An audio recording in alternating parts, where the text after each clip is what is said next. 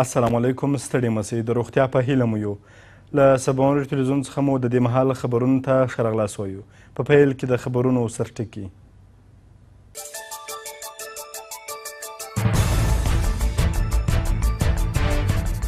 کنتوز وایي یوه ورځ قومندانۍ کوم خو سمه یې کوم.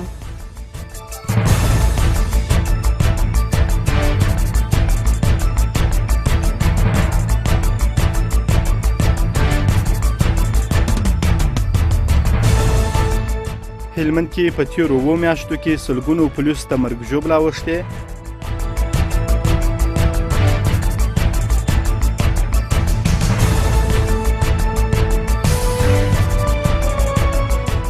او یخچال سیمه کې د افغان ځواکونو عملیات دوام لري.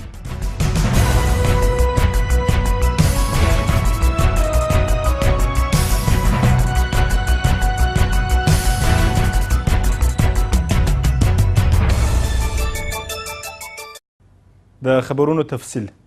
کنتوز وایي یوه ورځ قومنداني کوم خو سمه یې کوم. نوی ټاکل سوی امنیه قومندان مل پاسوال اقانور کنتوز وایي د پولیسو په لیکو کې به ژور ډول باندې اصلاحات رامنځته کړي. نوموړي زیاته کړه چې یوه ورځ هم په هلمند ولایت کې د قومندان په صفت پاتې کیږي، د چا تر اغېز لاندې به رانسي. په ورته وخت کې پخوانی امنیه قومندان مل پاسوال عبدالرحمن سرجنګ وایي د دې ولایت په ټولو ناامنو سیمو کې پولیس د جګړې په لومړۍ کرښه کې جنګیږي. بشپړ حال میوند میړنی راکوي. د هلمند لپاره د معمول په څیر امنیتي چارواکي د دندې د پیل پر مهال زیاتې ژمنې کوي، خو په وروسته کې د خپلو ژمنو په پوره کولو کې پاتې راغلي دي. له دندې ګوښه سوی امنیه قومندان عبدالرحمن سرجنګ ونه توانېدی چې د دې ولایت روانو ناامنیو ته د پای ټکی کېږدي. د هلمند لپاره نوی امنیه قومندان مل پاسوال قانور کنتوز هم هلمندي وګړو ته ډاډګرنه ورکړه چې د دې ولایت امنیت به خوندي کړي او د ولسي وګړو د همکارۍ په مټ به په ناامنو سیمو کې امنیت تامین کړي. کنتوز وویل چې یوه ورځ هم په هلمند کې قومندان وي د هیچا تر اغېزې به لاندې نه سي. د پولیسو په لیکو کې د اصلاحاتو راوستلو په ګډون به د امنیه قومندانۍ ټولې چارې په شفاف ډول ترسره کړي.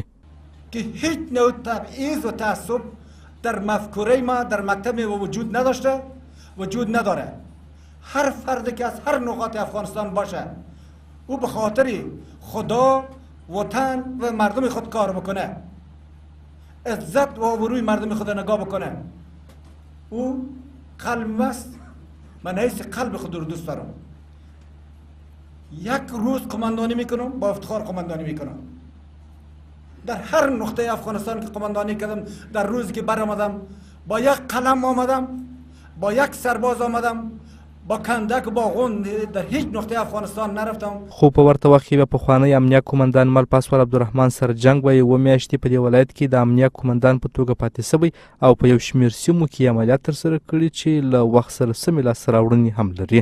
سرجنګ خورا په څرګند ډول ویل د هلمند په ټولو ناامنو سیمو کې پولیس د جګړې په لومړۍ کرښه کې ستون لري او افغان پوځیان په ټولو سیمو کې د پولیسو تر شا دي.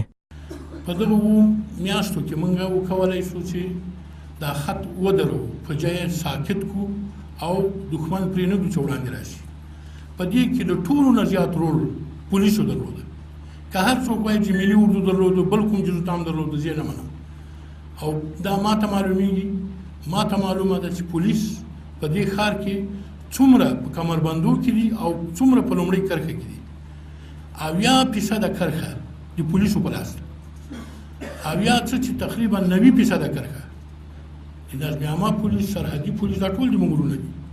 موږ سره یو ځای په کرښه کې دي، خو زیاته برخه کرښه پولیسو نیولې وه، پولیسو ډېرې قربانۍ ورکړلې. په وروستیو کې د هلمند په څلورو خورا مهمو سیمو کې عملیات پیل شوي، خو لا هم د مرجې، باباجي، ندالي او ناري سراج یو شمېر سیمې د دولت د وسلوالو مخالفینو په لاس کې دي. د روانو عملیاتو په اړه رسنیو ته هم تر دې مهاله د ولایتي ادارې او امنیتي چارواکو له لورې معلومات نه دي ورکول شوي.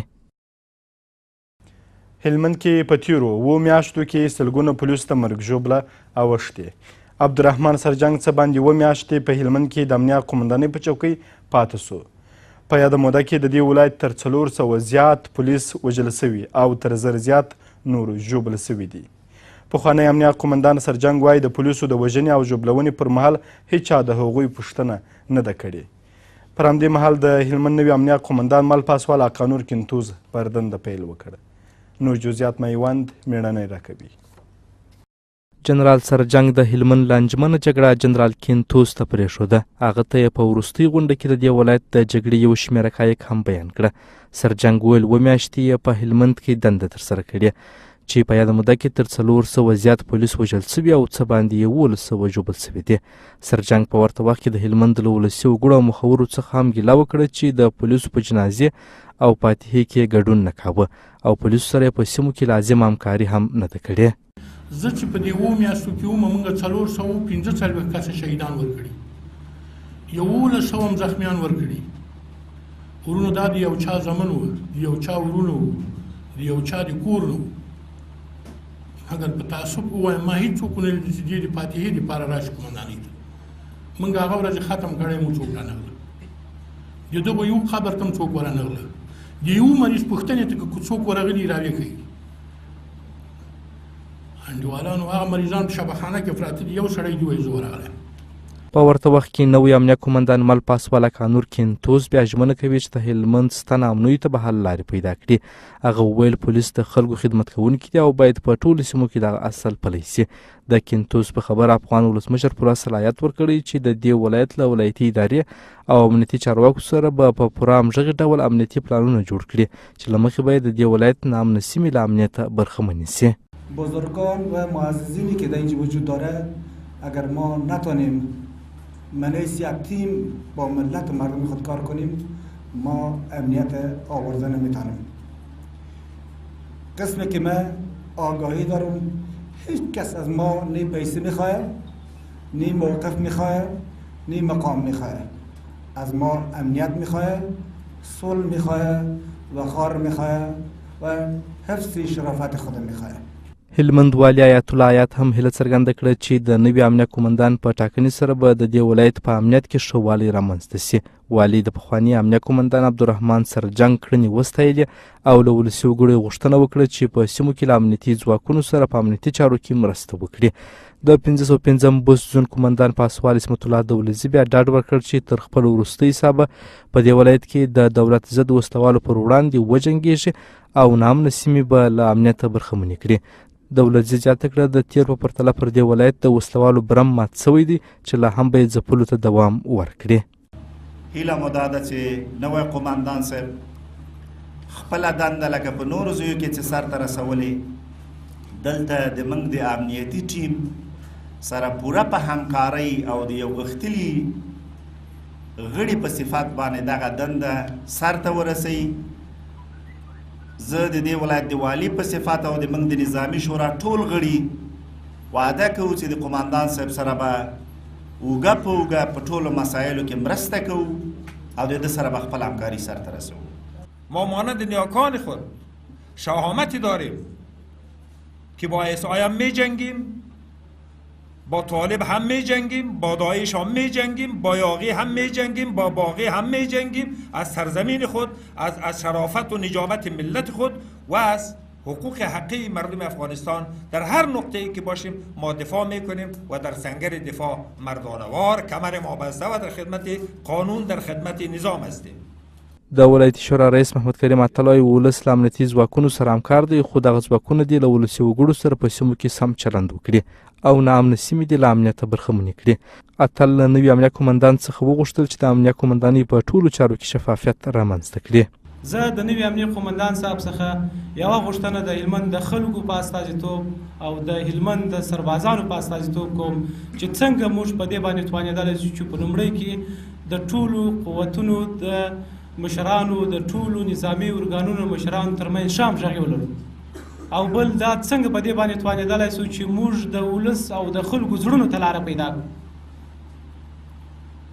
زه د هلمند د نوي امنیه قومندان صاحب څخه د خلکو په استازیتوب دا غوښتنه کوم چې راسئ پر دې باندې کار وکړو چې د خلکو زړونو ته لارې خلاصې کړو او موږ هغه کلیو او کریو ته ورسېږو چې هلته مخالفونو نفوذ کړی دی.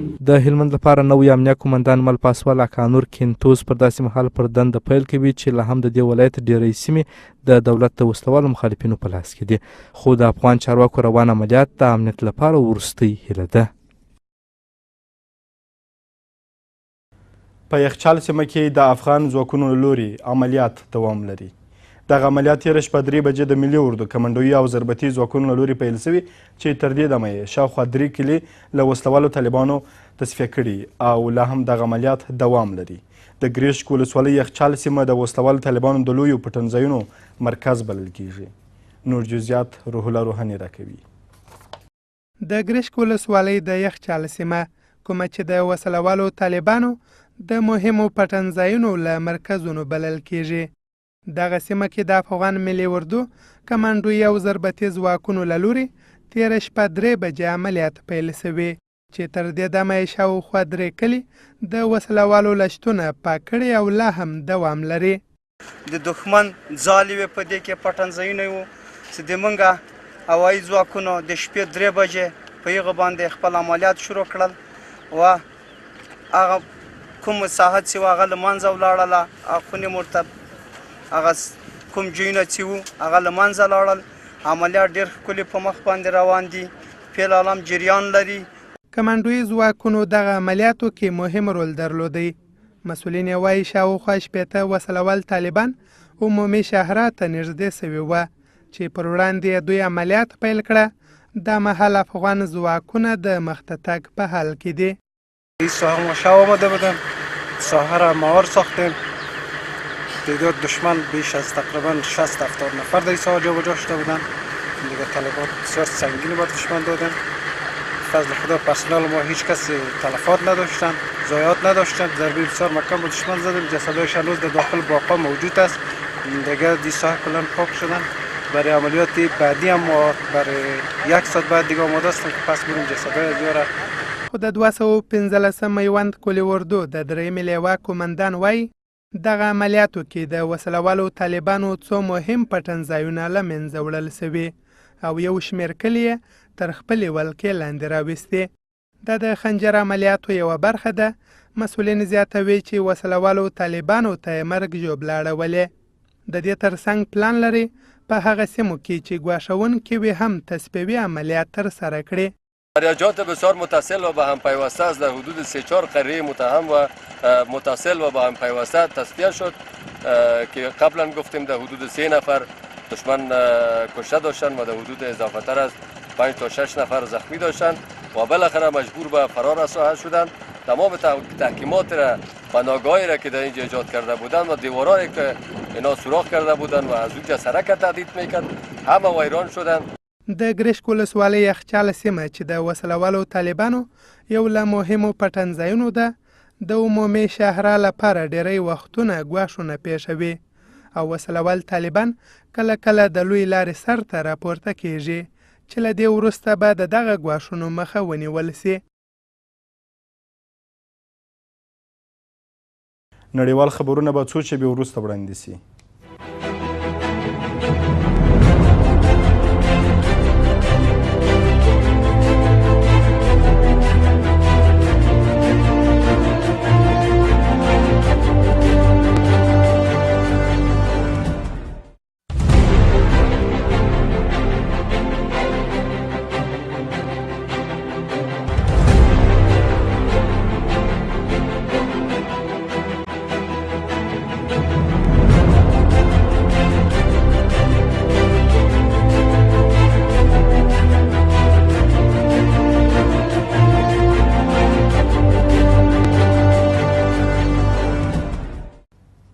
د نړیوالو خبرونو تفصیل. د فلسطین د سولې خبرې به د اسرایلو له مخالفت سره ترسره سي. د فرانسې د بهرنیو چارو وزیر شان مارک ارو وایي د پاریس مشریزه غونډه به چې هدف یې د فلسطینیانو د سولې بیا خبرو پیلول دي د اسرایلو له مخالفت سره ترسره سي. د اسرایل صدر اعظم بنیامین نتنیاهو د فرانسې په نوښت له دغه جوړېدونکي غونډې سره چې پکې به د مصر، سعودي عربستان او اردن په ګډون د 10 هیوادونو چارواکي ګډون کوي سخت مخالفت څرګند کړی دی.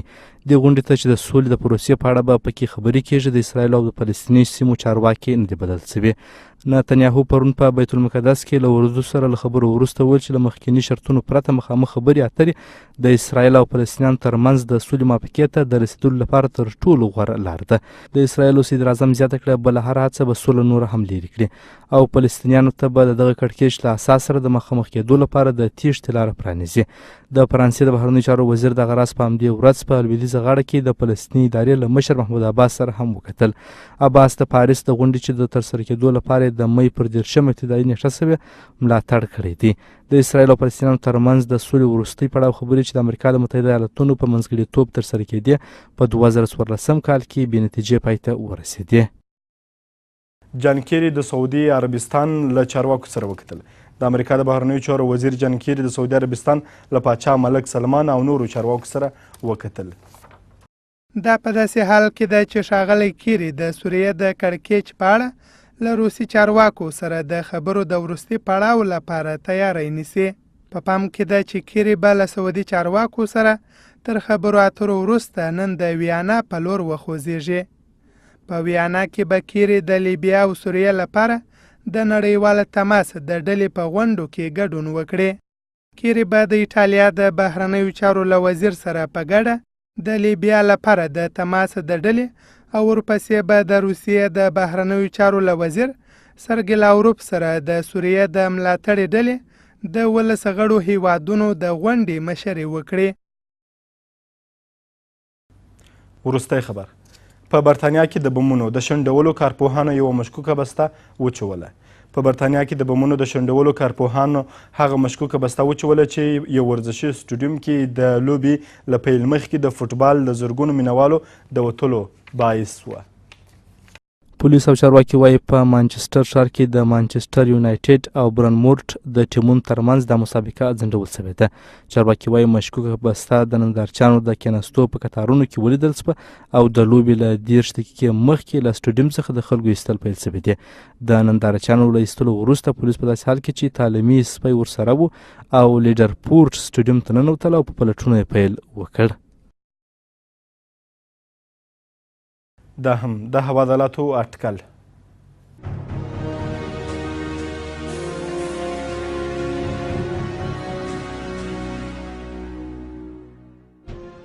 کابل اسمان ځای ځای ورځ د تودوخې لوړه درجه 11 ټیټه 14.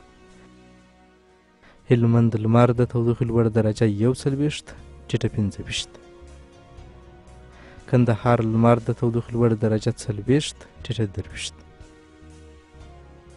فراه لمر د تودوخې لوړ درجه 42 ټیټه 24.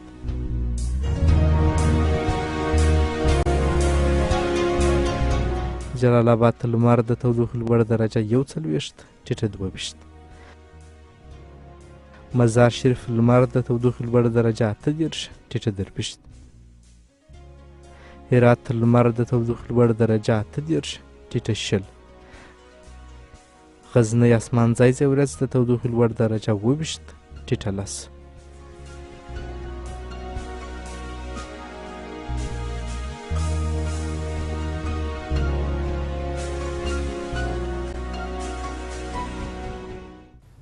په وروستیو کې یو ځل بیا د خبرونو سرټکي.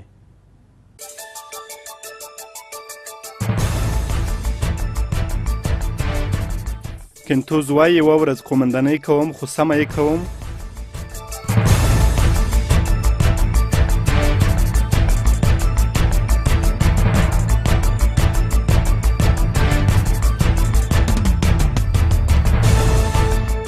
هلمند کې په تېرو 2 میاشتو کې سلګونو پولیسو ته مرګ ژوبله اوښتې.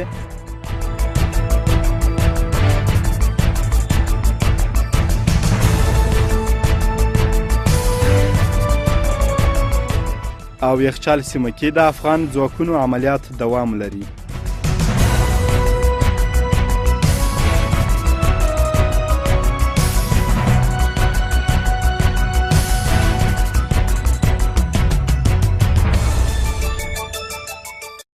د دې مهال خبرونه مو پای ته ورسېدل. تر بیا ښې چارې پر مهربان خدای مو سپارو.